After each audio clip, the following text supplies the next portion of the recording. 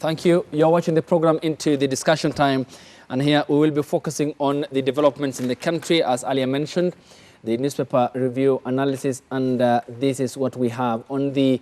This is what we had on the front page of the Saturday edition of the Daily Nation. If we can have that up on air, and it pertained, of course, the show of might as Raila kicks the BBI popularization process, and this was in regard to the BBI Building Bridges Initiative Task Force report, which was launched in November 2019.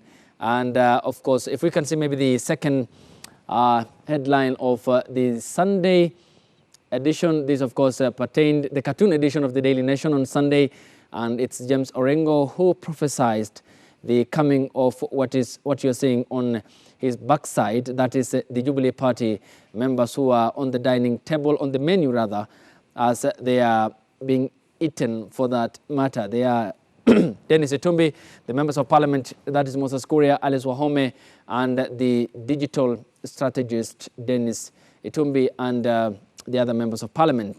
And he, of course, the other is the leader of the majority party in the Senate, that is Kipchumba Onesmus Murkomen. Let's see the headline, which is next on the Sunday edition. And if you can just get back to the main headline of the Daily Nation today, Monday morning. And if we can get back probably next, that is, yes, this is the gloves off. If you can pull just that up, as Uhuru and Ruto rift widens. This pertains to the ruling Jubilee Party and the divisions that continue to punctuate the president's party. The DP and the president, of course, closed ranks in 2013 when they formed the Jubilee Coalition. The TNA, the National Alliance of President Uhuru Kenyatta, and the DP William Ruto's United Republican Party came together and defeated the opposition Quad Coalition, then, which was whose flag bearer was Raila Odinga in 2017. Therefore, that is our starting point, and Ruto's, of course, defiance is in regard to the Building Bridges Initiative Task Force report, which he said had no meaning in terms of the popularization campaign, which he said a document that's already not opposed. There was no need for the gatherings that are happening across the country started in Kisii County. We are joined, though, by an advocate of the High Court, political commentator, that is Darius Mugambi, who equally commentates on developments in the country. Good morning. I do appreciate your time. Thank you for coming. Thank you. And it's a pleasure to have you on board. We are expecting Benji Ndola to be joining us here on the program, and equally Darius Okello, who is an economist. Probably the rains that continue to ponder across the city have hampered them, but they'll be here shortly here on New Day, Kenya. Now, we start with this note. A source at the Building Bridges Initiative Task Force report has ruled out the possibility of a referendum by June as demanded by leaders, among them ODM leader Raila Odinga, at a BBI meeting in Kisii Town on Friday last week. According to the source, the BBI term extension is yet to be gazetted by President Uhuru Kenyatta, but is likely to be formalized this week. The task force's first assignment will be to take charge of the public participation sittings across the country and conclude it by the end of February. The draft proposed bill distilled from the task force's engagement with the citizens is likely to be ready by mid-March 2020. This will be followed by the collection of at least 1 million signatures of registered voters and verification by the IEBC as required by law. While the process is set to end in April 2020, it paves way for the submission of the draft bill to the 47 assemblies across the 47 counties, which have until end of July to adopt or reject the bill. Then it moves to the bicameral House of the National Assembly and in the Senate, from where the referendum debate is set to continue. Starting with you directly onto this and coming to Darius Mugambi. When you look at the development, this of course is the time schedule of if a referendum is, say, set to happen in the country. The ODM has issued an advisory, what they say is an advisory, by perhaps latest June 2020. But there is a source at the BBI which says if all the process is adhered to, then we will have one not less than November 2020. Is this all about a unity pact to end the political stalemates in the country, violence, skirmishes, or do you see it as perhaps what critics term as the gathering of the elite for continuity of their political interest? Actually, when you look at the situation at the country right now, and at the timing where the issue of the BBI is being discussed, you'll perhaps not be able to separate the issue of politics and the interests in terms of what we expect the BBI to do for us, because it is a bit too early also to start popularizing or to start campaigning on the BBI, yet it has, even the president himself has not even gazetted the team that was supposed to deal with it, first of all, before we take it to the people. Because there's a difference between popularizing BBI and politicizing BBI. Because the Constitution is very clear on how a referendum can be carried out, if it is necessary and if it is not. Because if you look at the political arena, you will see that the essence, like the former deputy premier is campaigning for a referendum. Yet you look at the deputy president and his team, they're also saying there is no need for a referendum. But well, if you look at chapter 16 of the Constitution, and specifically looking at Article 255, it is very clear on circumstances under which a referendum can be carried on in terms of how we can change the Constitution. And if it is necessary that a referendum has to be carried out, then it must be in line with the provisions of Section 255 of the Constitution. And equally? Yes. And essentially, it stipulates under circumstances which we may need a referendum or not. All right. A key circumstance then would also be the sanity of course, the country as it stands. Exactly. And when you look at the political temperatures, I mean, if at all BBI is to sail through, then there needs to be some level of sanity. While people might differ, democratically, I mean, there needs to be that a piece. But when you look at it as captured by the Standard newspaper, do you suppose then the BBI has brought confusion within the Jubilee Party, and even worse, killed the opposition, which is supposed to be, of course, overlooking or overseeing what the government is doing in terms of ensuring that the people of Kenya equally get that, so that we do not look so much so into the future and forget the needs that we are facing as a people right now? If so, then where does it place the chances of it surviving? Indeed. If you look at the circumstances right now, we don't have any checker for the government, because the opposition, who we expect should be the ODM, that is the Raila Odinga and his team, should be checking the government, should be the ones who are looking at whether is it really necessary for this referendum to be carried out, and what are the pros and cons before we even carry out this referendum. Because actually, if you look at it, the Jubilee Party is already in skirmishes, because it's like the issue of BBI has brought confusion in the party, because if you look at it, they are like already splitting from the beginning when we started on the issue of the BBI. Well, you may say that maybe perhaps someone somewhere was expecting maybe people like the deputy president and his team would be against the BBI or something like that. But unfortunately, the situation didn't turn out that way. So they have to look for something else to be able to because if you're coming to campaign to campaign saying that BBI, we should have a referendum, then definitely you should be able, first of all, to let people know, to let the people know, what is this BBI? Has everyone read the 156 page? Have they understood what is in this BBI? Because people need to understand, first of all, what are these changes that we are making to the Constitution before we start telling them to go to vote. Do you suppose then the movement that has been undertaken or is being undertaken by the likes of Raila Odinga now traversing the country is a good move and a good way to making the people, or to getting the people to read the document and understand very well? Like they had rightfully put it earlier on, it is important that they go to the people, but then now this has been read differently in the sense that, the Tanga team sort of feels like, this is just a way of trying to form or come up with formations for 2022. Yeah, that is, ODM stacked. Well, it's quite early. The move is quite early. All right. Okay. It's quite early it's quite early for them to traverse, for them to traverse the country. Because first of all, we need to sensitize the people. The Kenyans need to understand what is in the BBI first. Okay. Send a team of experts. Let the people be educated on what is on the BBI.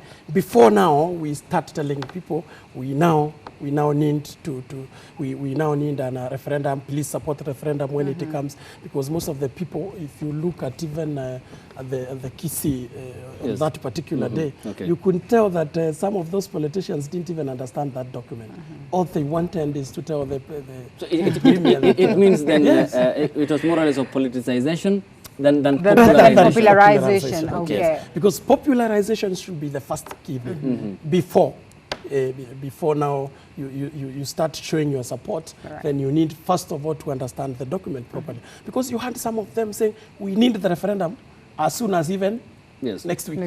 Which means that they seem to be not adhering to the timeline as per what's required until the county assemblies do away with this. Yes. But let's equally listen to what happened during the Kisii BBI meeting between the opposition chief Raila Odinga and the other whole host of leaders who accompanied him in Kisii County on Friday last week. And Raila Odinga was among the speakers who expressed their sentiments in regard to the BBI, and this is what he had to say during the Kisii gathering of the BBI.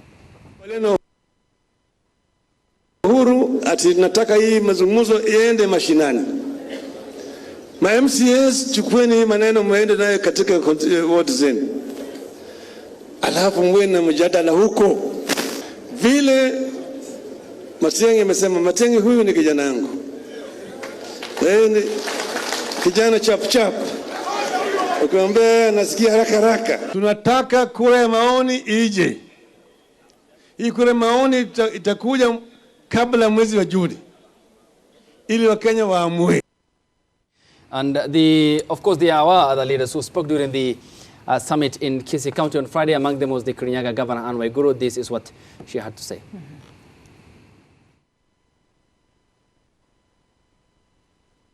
You can rent a Kikuyu, but you can never buy a Kikuyu.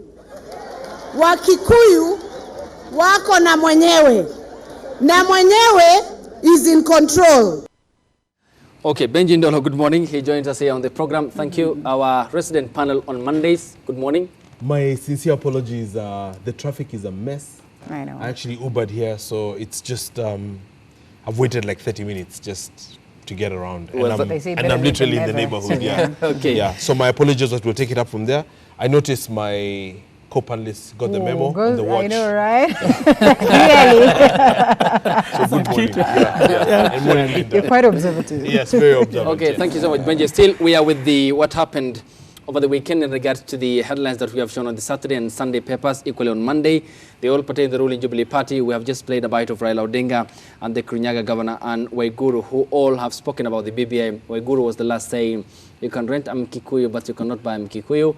They have the owner. The owner is in control. Of course, she is referring to the president, who is the commander-in-chief of the armed forces. When you look at the handshake, did it blur the line between the opposition and government? And is it the cause of the current internal strife in the ruling party, and to be specific, in the restive central Kenya region, which seem not to be listening to the president, or is the president not paying attention to what they are saying? I actually tweeted something last week, and you can tell by the events even over the weekend that the president is obviously very stressed and uncomfortable. And social media, you know, nowadays is such a valuable, portal for real information that sometimes you cannot get where we are right now on mainstream media. The arrest and holding of MP Moses Kuria, the president's own member of parliament, and the allegation that when the court order came, functionary at the OP said, court order kitugani, flush it down the toilet. We have orders from above. We have orders from above. So you can tell that there are issues. And what my prediction is that once they start going on the road, the possibility is that the president will suffer embarrassment because of the things Alice Wahome and company are saying on the ground, which resonate with the poor farmer, which resonate with the poor milk production, systems, of which the president's family is seen as the biggest beneficiary and facilitator of the milk business. So there are issues, and one thing I would like to highlight here as well as we listen to all these different things being said is that, for example, Anne Waiguru is overplaying her hand. You know, she's a newbie in politics. She's a newcomer in politics. She's a former technocrat of only yesterday that even despised politics big time. So what she's doing, she's overplaying her hand, and she's also a tainted public official, both in the civil service as well as Governor of Kirinyaga.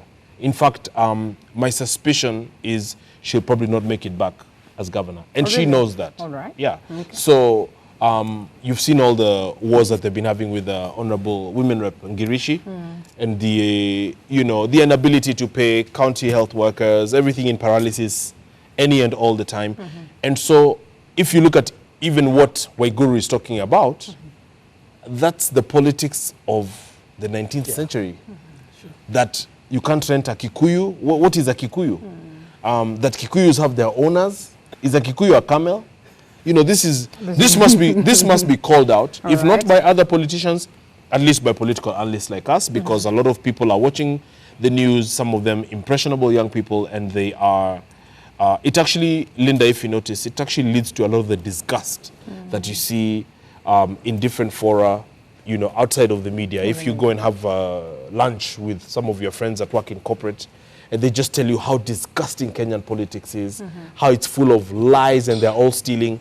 This kind of tone and language is what leads to that opinion. And finally, it's very cynical because the reason they do it is because it's a function of that not everyone is as intelligent as this guy, as a journalist. These are our poor hoi polloi on the ground who we can whip and move however we want, because all you have to tell them is mimi ni Mkikuyu kama wewe, or mimi ni Mluya, na Waluya wote, we need to be in one basket. So again, it's really, really unfortunate. And maybe my final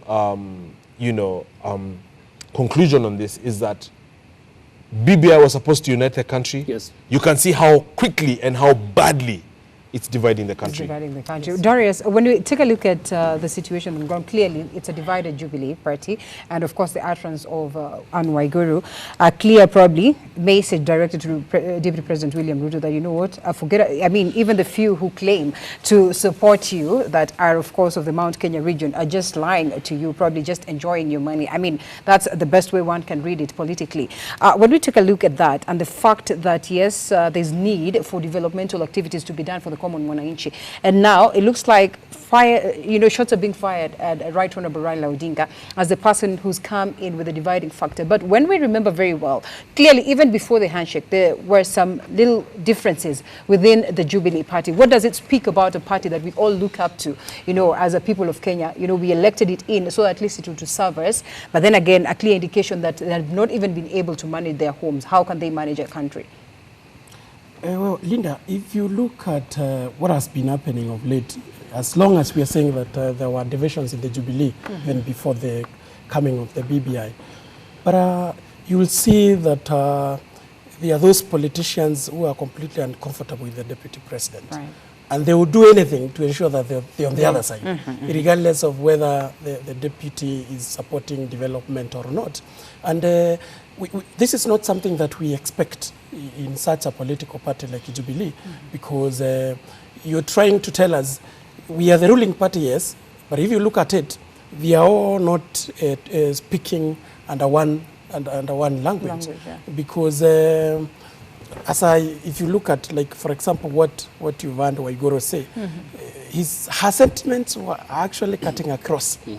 And unfortunately, they also show the level of psychophancy in terms of, you're already trying to tell someone Kikuyus are owned, and we know who the owners of the Kikuyus are. It's like telling you, if you think we are going to give you our support, then you can be sure that we are not going to do that, because we already know who is in control of us. But it's unfortunate that such a Linda will be talking of Kikuyus being owned. And if you asked me, I don't think that is the case, because as my brother said, those are politics of 19th century. I mean, way back. The people need to understand that, because they can also lead to something else, trying to tell us that we are now speaking in terms of tribes. We are not speaking as Kenyans. So, well, and genuinely speaking, yes, looking at things historically, yes, how easy is it to wish away that? How easy is it for the likes of even, Right Honorable Raila Odinga himself, yes, if at all he has interest for 2022, to wish away that and just sit comfortable and say that, okay, well, this is just sheer and mere talks in this time and age? Well, it's unfortunate that the issue of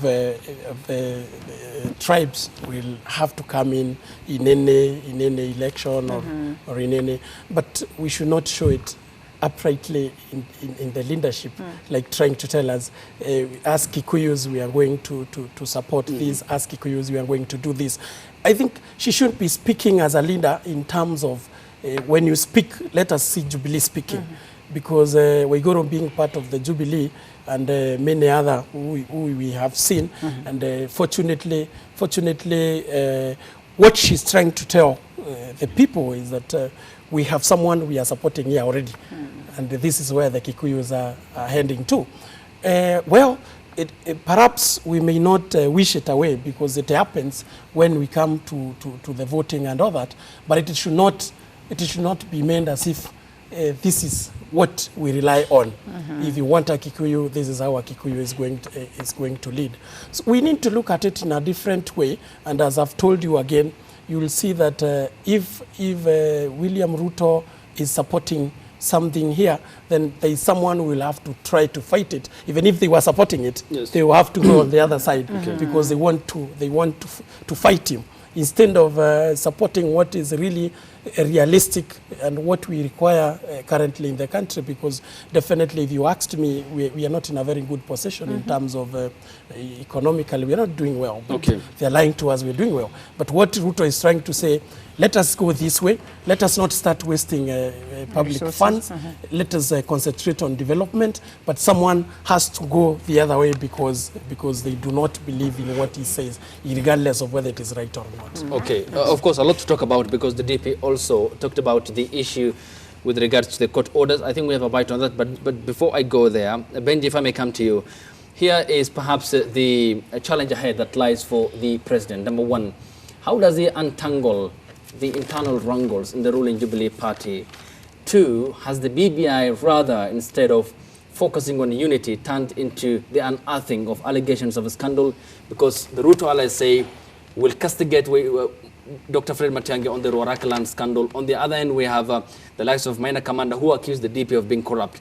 And then point number three, how does it perhaps address the relatively little cause it has set on ever since it was put into action following the handshake? And then number four, how does the president generally address the issue of individualization? Because his party is turning to be an individual party issue here. Some want it disintegrated, some want it to go as united in 2022. Therefore, how does he address the personnel problem in his own party?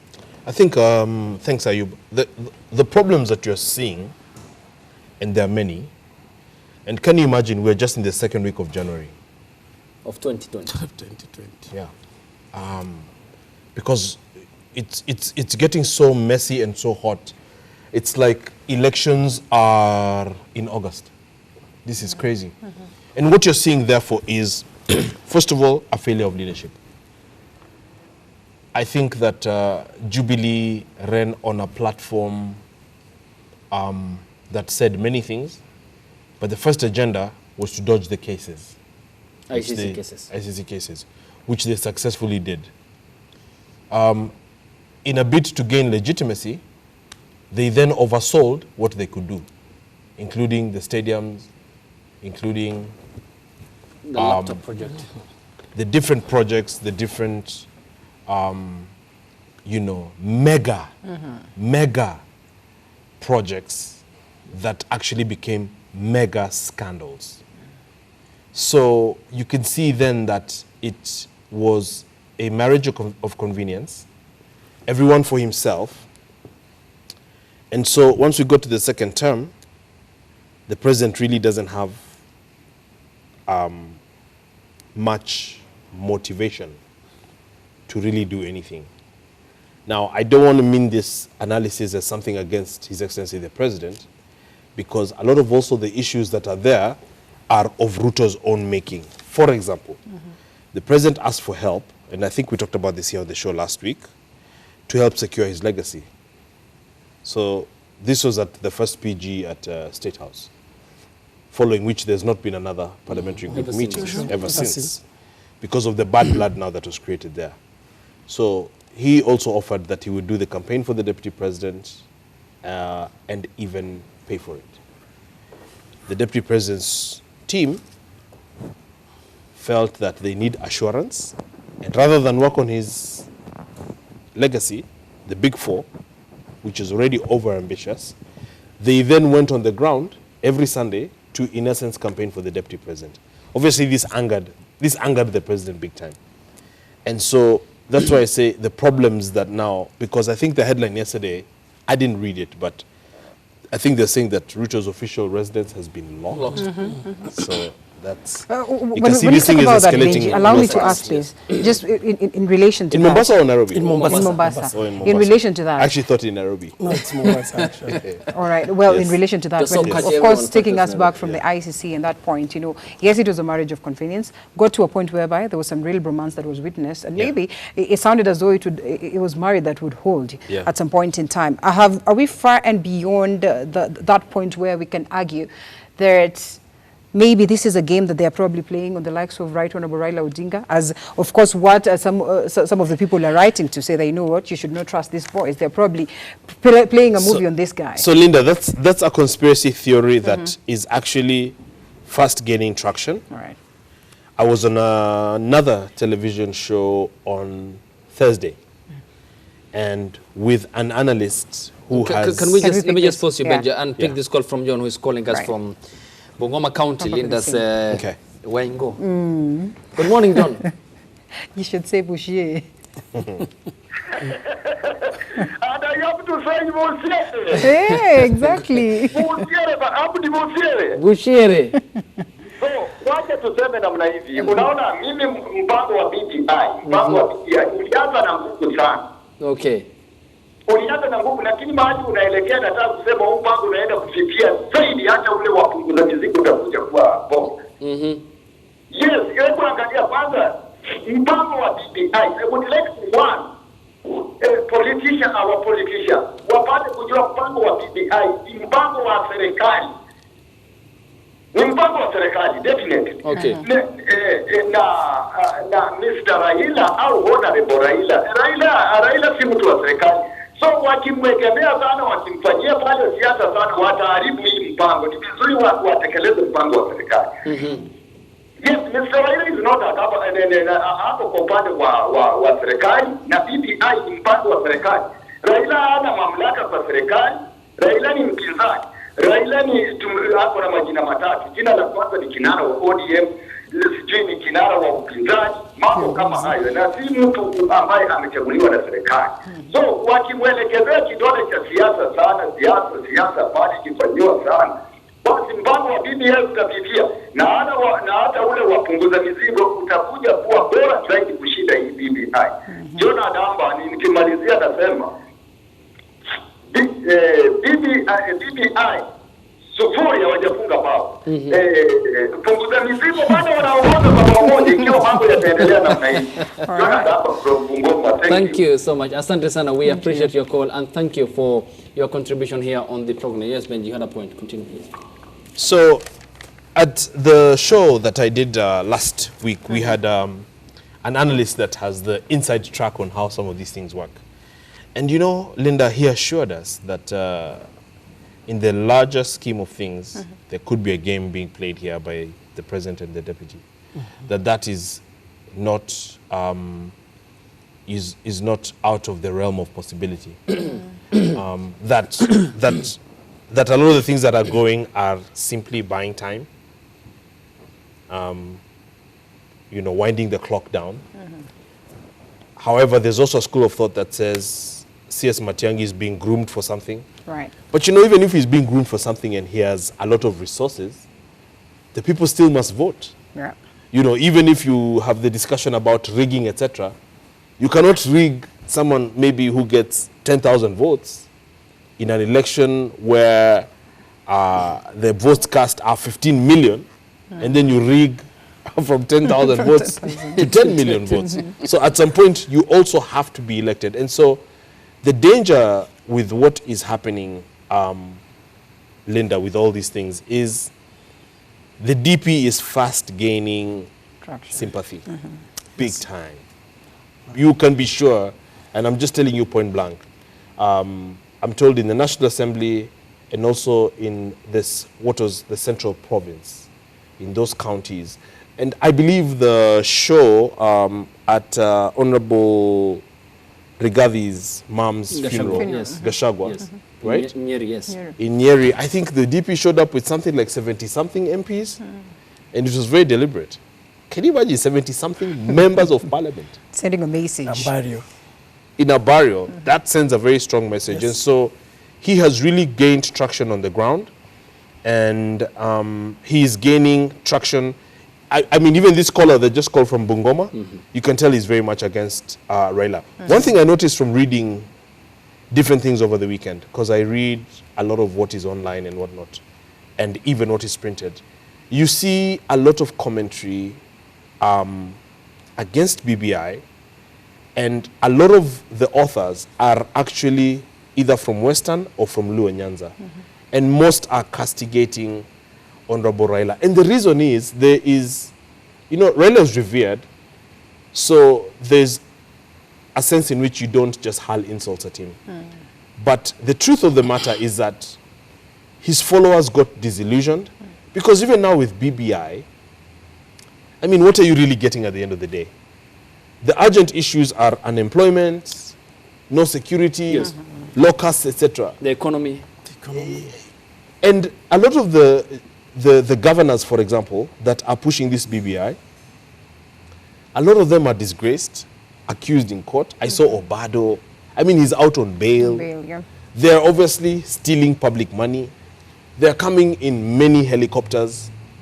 So this is more like entertainment and song and dance. This is not the solution of anything for this country. And so that reality is there, and that disillusionment is there.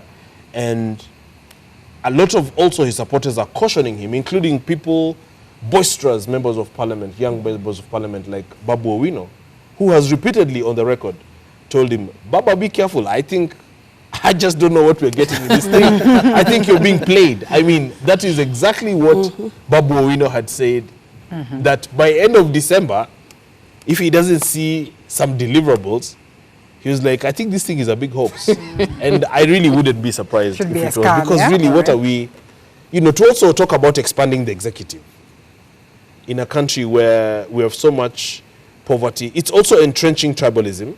What we could have done, and we've said this before, is to just, I've seen a lot of pseudo-advisors to the president telling him, including people like Martha Karua, don't waste a lot of time thinking too much and doing funny things, including the deputy president. Can you imagine?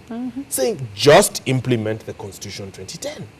And if you can't implement 2010, how can you then do BBI to come up with Constitution, let's call it 2021, which you didn't implement 2010?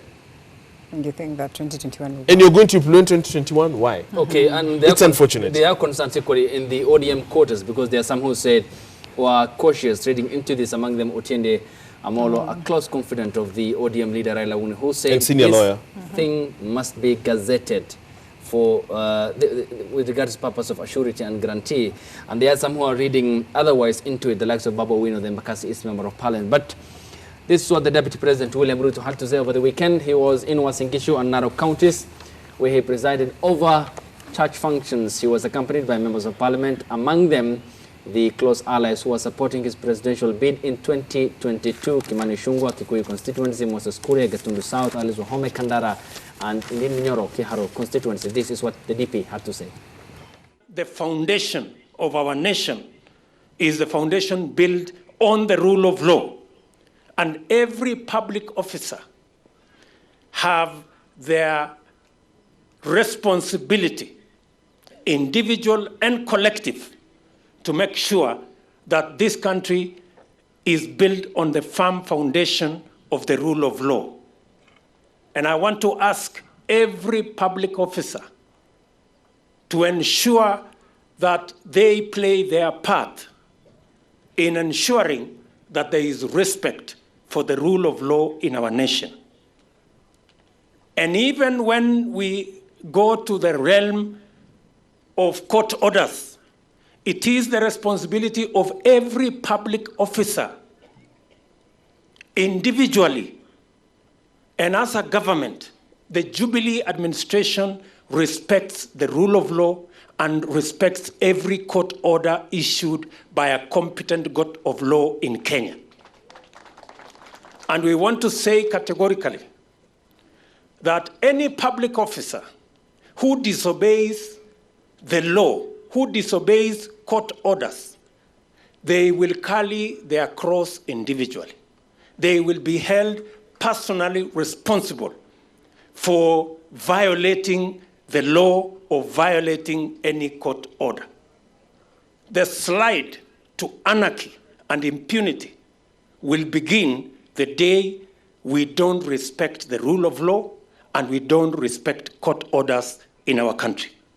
And yes. All right, that is the DP William Ruto speaking yesterday in Uasin Gishu County, I suppose. That is when he presided over a church function. He was accompanied by a whole host of members of parliament. It is all about the court orders issued and defied by the police in Kilimani police station, reportedly following the arrest of Gatundu South member of parliament, Moses Kuria, over the weekend. And they were tear-gassed by police. And this is what the cartoon edition of the Star looked like this Monday morning. And it pertained, of course, the members of parliament who were tear-gassed, Alice Wahome, and her counterpart from Kiharu constituency, Ndindi Nyoro, and the other, depicted all as the grasshoppers, in this case the locust invasion in the country, that is Dennis Itumbi. In the midst of them is the tear gas, which is the police are using as fumigators to get rid of them. And this is the state of affairs here in the country as regards to the development that pertain the Building Bridges initiative, the support for the DP, the president, and the opposition chief, Raila Odinga. Mugambi, if I may come to you.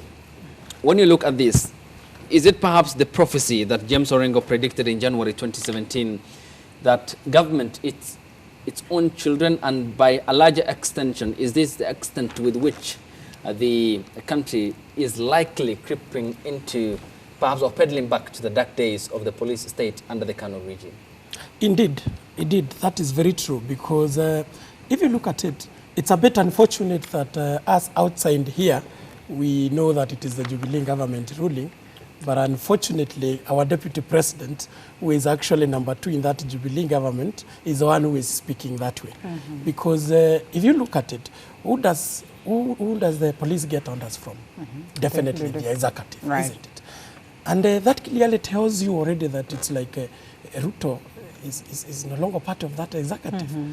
And if actually indeed a court order can be issued and the police fail to obey it, if you look at maybe the case of Kuria, which is the latest one, mm-hmm, where the police defied the court orders and definitely refused to release Mr. Kuria, without looking at it in politics, he's just being charged for assault. Mm-hmm.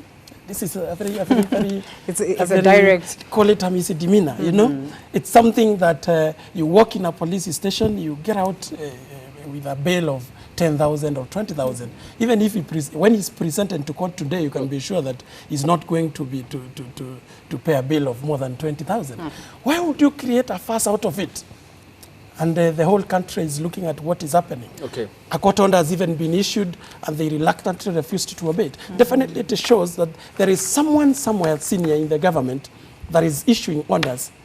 If that is, the orders are coming from above, that mm-hmm, this is how you're supposed to handle this case. Kibicho. So when you get these orders, this is how you're supposed to do it. Regardless of whether there is politics or not, actually now this is where we are ending to an anarchy situation kind of in the country. Mm-hmm. And just like my brother, you said, Orengo actually rightly predicted that these are things that may come, and this is now what is happening. Mm-hmm. If actually the Kuria had committed a very serious offense, I will not be worried as a lawyer to see some things like those happen.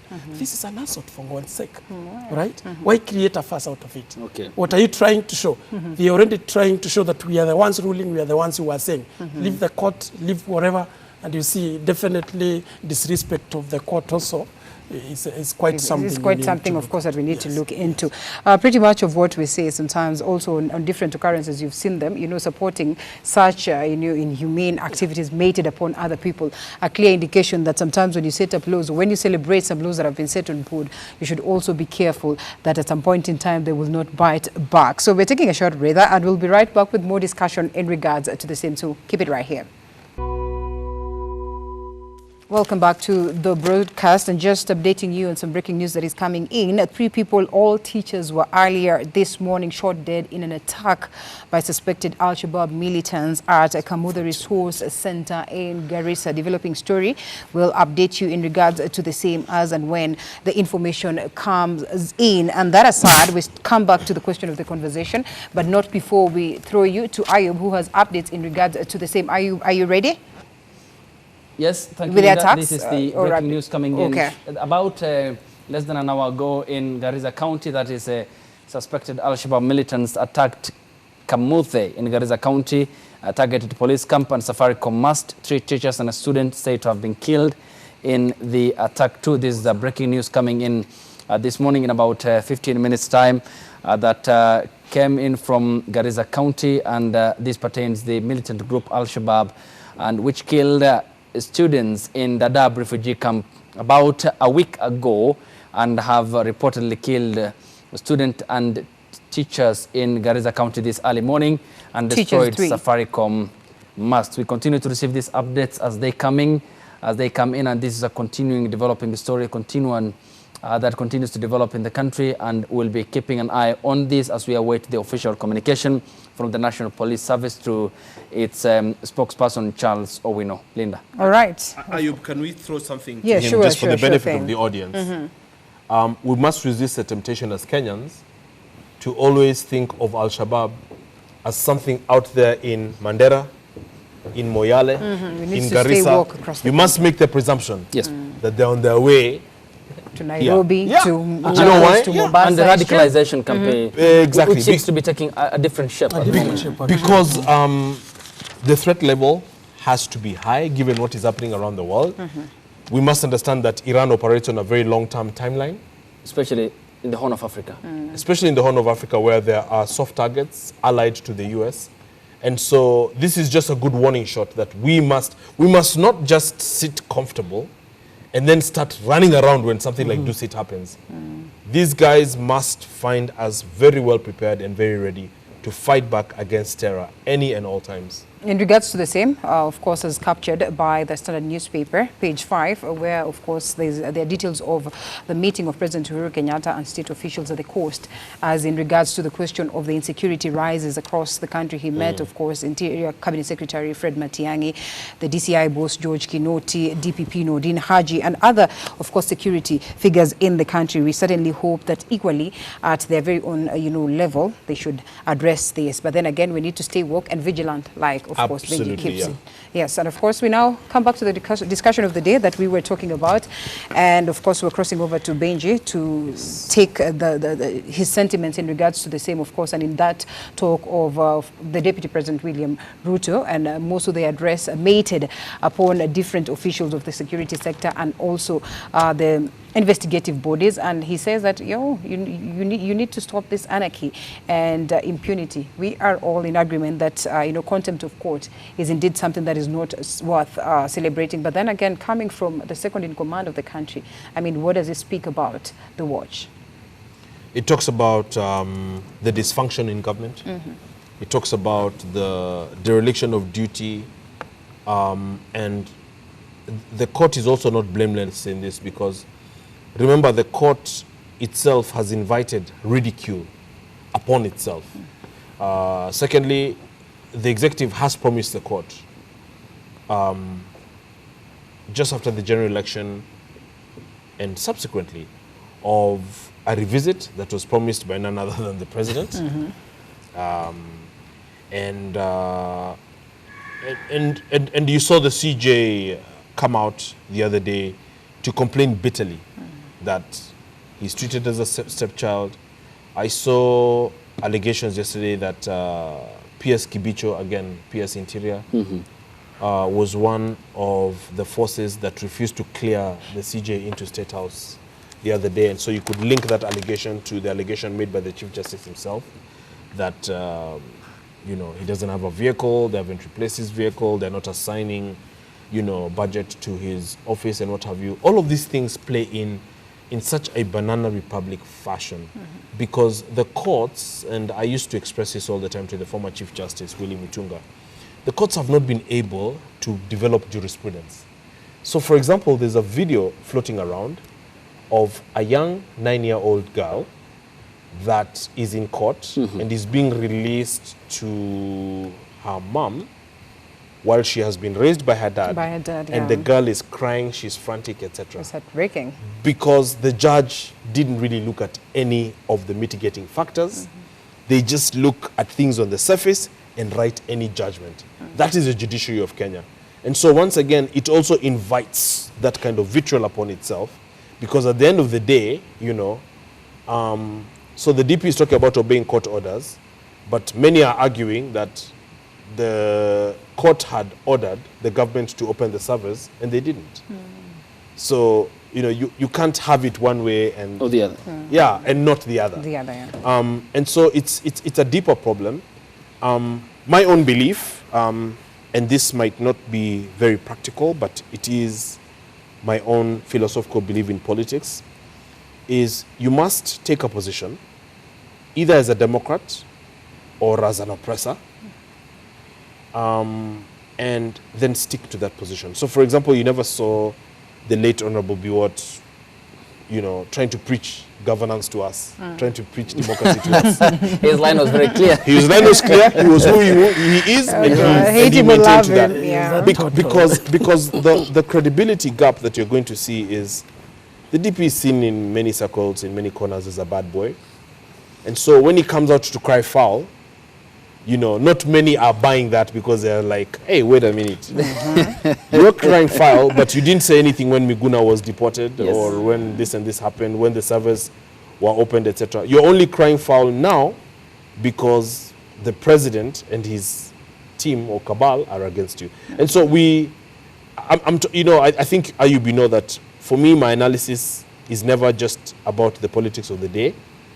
It is really about where this country needs to go in the next 10 years, 20, 30 years. Okay, and that in line with that, there is concern about the growing concern about the undermining of the third arm of the government, the judiciary. Now it's the court order turn, but lawyers are equally concerned about the state of affairs in the country and the disobeying of court orders issued by courts across the country. Miguna is just a microcosm of what continues to develop in the country. Now the Moses Kuria issue then comes and speaks volumes about the Constitution 2010, the independence of the state institutions, and how that likely is going to be making the waters more muddier for the government in power at the moment. This is what lawyer and High Court Kenya advocate, that is LSK contestant Nelson Havi had to say about today's protest against the disobeying or disobedience of court orders in the country.